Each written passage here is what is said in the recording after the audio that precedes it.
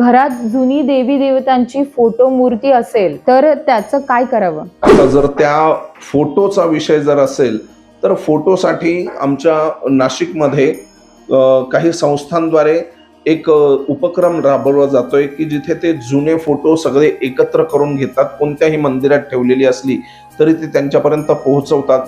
त्यातील काच, पुठ्ठा वगैरेचा व्यवस्थित विनियोग ते लोक करतात. त्याच प्रकारे जर तुम्ही नाशिकमध्ये नसाल किंवा बाजूला कुठे असाल तर 2-4-5 लोकांनी आपल्या शहरातली जबाबदारी घ्यावी.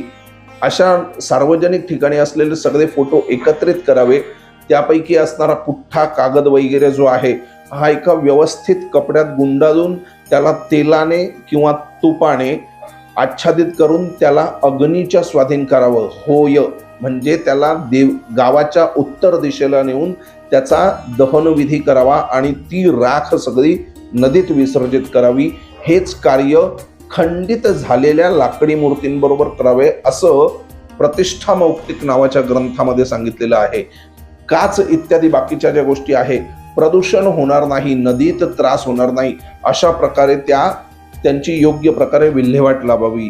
लक्षात ठेवा, कृत्रिम गोष्टी आणल्यामुळे नदीमध्ये अशुचिता, अपवित्रता किंवा मालिन्यता येते आहे.